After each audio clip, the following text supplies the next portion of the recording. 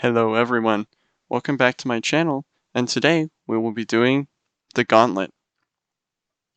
Now, the Gauntlet is, I'll do a quick explanation of the Gauntlet. Basically, your goal is to get to 7 wins. If you get to 7 wins without getting 2 losses in a row, you win the Gauntlet. Now, each Gauntlet is different each week. There's a separate Gauntlet each week, rather. And this week, it's a pick 3 ban 1, which basically means every person that enters the Gauntlet will pick 3 decks of their own making or from their own library, and they will see the other decks that their opponents have picked, and you get to ban one. And then you get to choose one of the other, like the 2 leftover decks, and play against each other. So it's a lot of trying to think about what of their decks are good against yours, what they'll pick depending on what you ban. So there's a lot of thinking involved, and I'll go through that process in the video. But there is a catch. You have to be wary of the 7th win, because if you get to 6 wins, you don't get 2 tries like you would all the other times. At the 6th win, going into your 7th game, you either win it or lose it all right there. So that's an explanation of the Gauntlet. And excuse the voice crack. And let's check the decks I use. Hello everyone. When releasing the video, I was going to just include that explanation, but I think the explanation of the decks I brought into the Gauntlet goes deeper and is worthwhile to go into a little bit of a deeper analysis on, a deeper explanation, and I think that this is something that most people like more than just watching the games. At least I personally do. I personally like seeing the ideas of decks and their purpose, rather than necessarily seeing their effect in the game. So I'm going to go through one by one. I've already showcased Zoe Lee Sin on my deck, or on my channel, so I'm going to go into the lightest explanation on this one. My specific deck code is different than what you'll probably see on Mobalytics a bunch, but this is the one I'll run. I'll have the link in the comments in the description, of course. But yeah, it's a Lee Sin deck. You've got Targan, Zenith Blade, give him Overwhelm, deal lots of damage. Run triple deny and 2 Nopifies to get rid of any stuff they try to do. Zoe generates spells and is really good early game to stop aggressive decks because she can summon minions and stuff. I don't think I need to go much deeper into this. This is a combo deck. Works really well against slower decks that try to build up a long win condition. Can work well against mid-range decks, has about a 50%, and has a little bit of anti-aggro tech in Sparklefly plus buffs. You can win a lot of anti-aggro matches with elusives, actually. And you have Mountain Goat, which is just also a really good card. I don't think I need to go too much into it. Watch my Zoe Lee Sin video if you want more. But that's the first deck I brought. I don't think it's a surprise to anyone. I think combo decks on the ladder are a bit interesting because there's so many things. There's so many times where it's about a 50-50. I think against most Grand Plaza decks, for example, it's a 50-50 win rate. You can win, but it can also be hard if they overwhelm you, and sometimes you just don't get the hand you need to be able to become a presence on board, right? So it's a bit tough to play on the ladder, I think, but it's really useful in other matchups. So the next deck I brought is BBG's Grand Plaza. If you don't know, BBG is a streamer. His real thing is not everyone calls him BBG, but his actual name is Bruised by God on Twitch. I'll link his Twitch channel in the description just for fun. He runs a Garen. Well, this was kind of an old list. Most people run like a Leona version of the deck now. I don't think I actually have any Leonas. I don't. I could craft her, but most people run a Leona version because it's better against aggro and stuff. But this deck, basically the idea is it relies on Grand Plaza. I mean, this is the card that activates it. This is a new card in the latest expansion. Super strong. I'm showing it here just so people who don't really play the game but still watch my channel can read it and understand what it does. Excuse me. But yeah, really strong, giving stuff. Buffing it and giving it Challenger allows for a lot of value trades. It works really well with stuff like the Grizzled Ranger because Scout you can attack twice, and then also if it dies, it'll resummon another unit to get buffed by it. So obviously really strong. This deck relies on Aurelion Sol as the finisher. You level up Aurelion Sol, you get a bunch of invoke cards that cost 0, and you win the game. Basically, it's that. It's just a super. You get super tempo on the board. You trade in their units, and then you win with Aurelion Sol. It's a pretty simple game plan, but really effective in what it does. I actually prefer the Garen version over the Leona version, although I haven't tried the Leona version, so it's a bit biased, obviously. Take with it what you will. But I like it because I think the in a tournament and gauntlet setting where you're choosing decks and not just going against random decks on the ladder. For example, I can ban aggro and stuff that can outpace this deck. This is much more effective. I think the Garen level up is a threat to a lot of decks too. Like, he's not a win condition often, but in the decks that Aurelion Sol is weak in, Garen can fill in the slot of being able to attack every single round and just pound your enemies to death, which is really good against decks, for example, like Deep. You can basically essentially never let them get their, what's that one card called? I think, hold on. It's not Bilgewater, Shadow Owls. Maokai. You can never let them get their Maokai on board because it's a 1/4. You're going to have a bunch of challengers that have more than 4 attack. This deck is really effective at punishing greedy decks like Deep and stuff like that. It's really good at matchup. Garen is really solid in matchups like against Tahm Kench and Soraka because being able to attack every round is just really strong. It punishes greedy decks. And then Aurelion Sol beats all the decks that aren't greedy, right? So it's a really solid list overall, and that's kind of its role. It's a mid-range deck, relies on Grand Plaza. You get tempo, you get good trades with your challenger, and, you win games. You throw in a Judgment just because no one plays around it. Alright, and then the last deck I included was the Scouts Plaza. This utilizes Grand Plaza as well, so same idea, but it's a lot faster. You can see the highest cost card is 6 mana, which is Sithri the Bold, which is obviously a really good finisher. But this one relies a lot more on getting wide on the board and getting value trade out of Scouts. If you don't know what a Scout is, it basically means if you attack with your Scout units, you can attack again with everything. So yeah, you run cards that get Challenger, you run cards that have high tempo, you go super wide on the board, and you use Misfortune, which will deal damage to their entire board, to just get value trades. You basically win on board really fast and beat them down.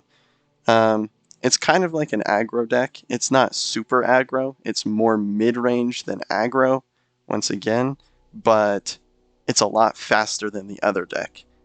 This is the deck where this is the Plaza deck you use when you can't rely on Aurelion Sol to level up because you have to play him too late in the game. And I will also say, it feels a little degenerate of me, if I'm being honest, to run 2 decks that utilize the Grand Plaza to win. Thinking back on it, it doesn't sit well with me. Now, this is perfectly legal in the tournament, by the way. In the seasonal tournament, the limitations is that you can't run two decks with the same champion, but you can absolutely run Grand Plaza. You could have 3 Grand Plaza. You could run the Lucian Hecarim Plaza deck, you could run Garen Asol Plaza deck, and you could run Scouts Plaza, and that would be totally legal in the tournament. So I'm not sure how I feel about that. It feels a little degenerate to me since they're all basically the same, just at different speeds. So yeah, I don't know how I feel about that. But this is what I used. It was really effective in what I did and what it did. But looking back, I do feel a little bit scummy for it. In the future, I would probably run this deck, which is Alan ZQ, who's a really good streamer as well. I guess I can link him in his Twitch and YouTube description as well. He created a mill deck, which I really like. He utilizes Teemo and Go Hard, and it's basically Go Hard without being totally scummy. I think everyone's tired of playing Go Hard, but this one doesn't really rely on Go Hard to win. It mainly it can utilize mushrooms, it can utilize value trades as well. It utilizes burn, so it's a bit faster paced. It's a bit it's I think it's still frustrating to play against. It's one of those decks that utilizes Go Hard, and other things like just burn their face, right? Like having they're on 9 health and attacking you, and you just triple get excited them and win the game. That can be frustrating to play against, but I think this deck is a lot more fun and it feels a lot more fair. So I prefer running this list. Truthfully, the true Go Hard deck with I can show you the Go Hard deck that runs 2 Elise, 3 Twisted Fate, and 1 Gangplank is probably better if you want consistent matchups with that kind of deck, with this kind of slower paced control. It's more of a control deck, I guess you could say. So yeah, this one is probably the list that you want to bring if you want higher win rates, but I hate playing Go Hard. I hate Go Hard as a deck. I think most people who play the game hate Go Hard and are tired of seeing it. So I prefer running this, which isn't really a Go Hard deck. It's more of a milling deck. It just uses Go Hard because, why not? I think Go Hard, when it was designed for a deck like this rather than a deck rather than the current iteration of Go Hard. So it feels a lot more fair to run it in this deck, which doesn't always get it, right? This deck isn't all about drawing your entire deck and making sure you get your Go Hards and then packing their bags and winning, right? It's a lot more about burn, making sure that you have the right blockers. I think this deck you have to think a lot more, and Go Hard is a lot more fair. I think the few times I've played this, I haven't played Pack Your Bags. I've played Pack Your Bags maybe once.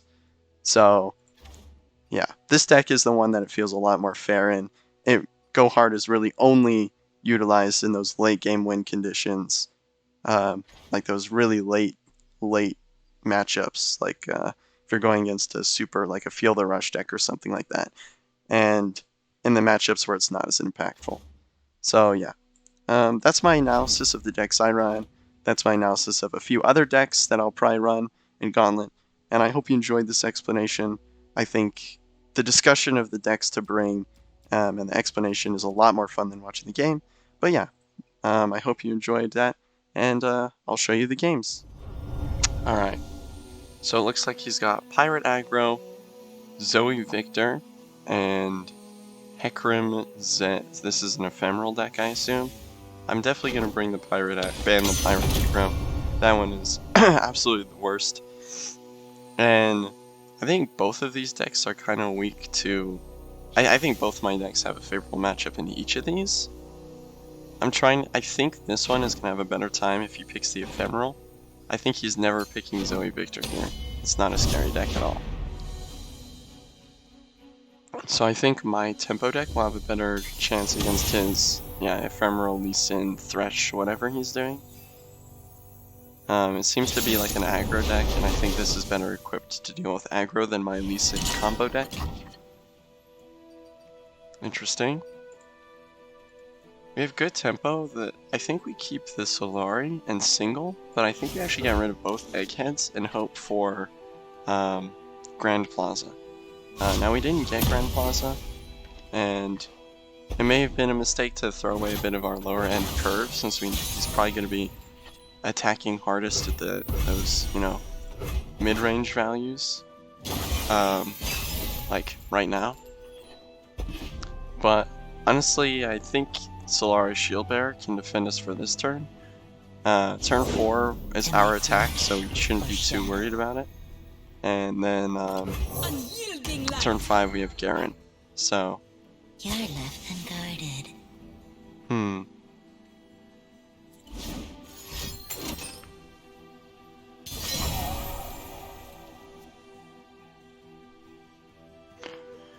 Wow. So not only did he go for this after I played this, me playing this should have tipped him off that I had single combat or Pale Cascade. But additionally, I mean, I'm gonna play single here, because I think Hush will be more useful against his Zed or Hecarim or something like that, the things that summon stuff. But yeah, that was definitely a misplay on his part. He should have realized that something was up since I played this on turn 3 instead of turn 2. I think we can go ahead and pass. I want to see what he plays.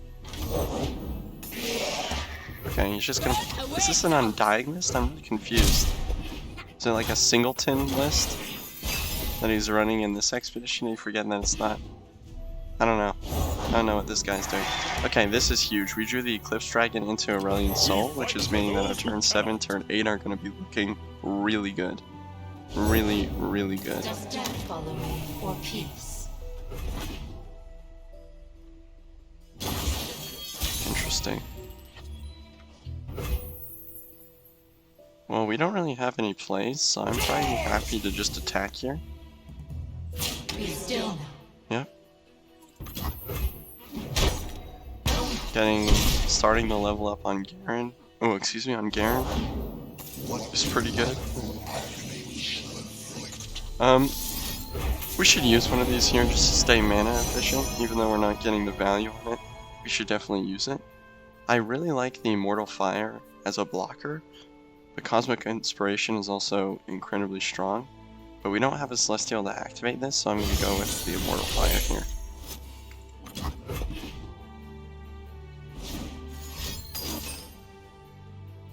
Wow. Wow, so I actually misplayed by not healing Garen. I wasn't playing around the Black Spear. I mean, I should have, I just... Oh, wow. Alright, well, you can see I'm rusty. I think it's pretty understandable to not play around that, but it's kind of sad to see that if I had played Star Shaping on the right person, I would have been fine. Yeah, but we're just gonna drop Eclipse Dragon here. So we can have Asol on turn 8. Deny me. We're not going to kill either of these. I think killing it is a mistake. We will kill the Zed, and we'll also block his Shade, just to prevent damage. There's a shout for keeping this back to increase our Aurelian Soul Pot level up, but I actually think that we'll be able to get there without it. So yeah, I'm happy just doing this.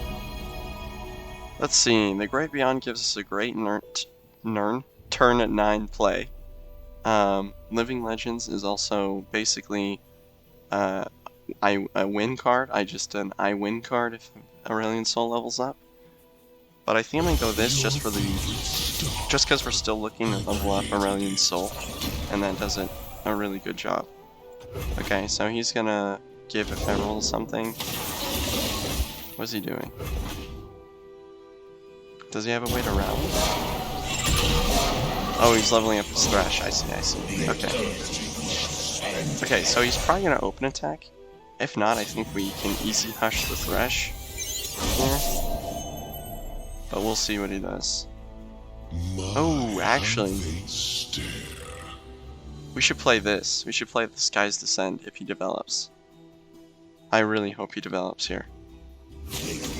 No, okay. Yeah, that's not surprising. So is it Hecarim, I assume? It seems like it would be Hecarim. There's definitely a higher chance since he's already played a Zed. So, we'll see. Oh, is he gonna develop? No. It would be a misplay to develop, so... Yeah. Interesting. I do not take orders from you. Why didn't... He should have attacked with one of these. That's fine.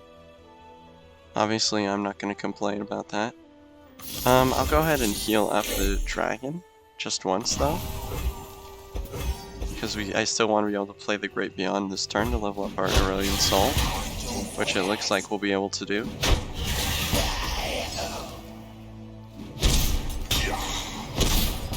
Okay. Okay, he just surrenders, yeah. Alright, pretty Easy first game, probably. I mean, I had a nice time, you know.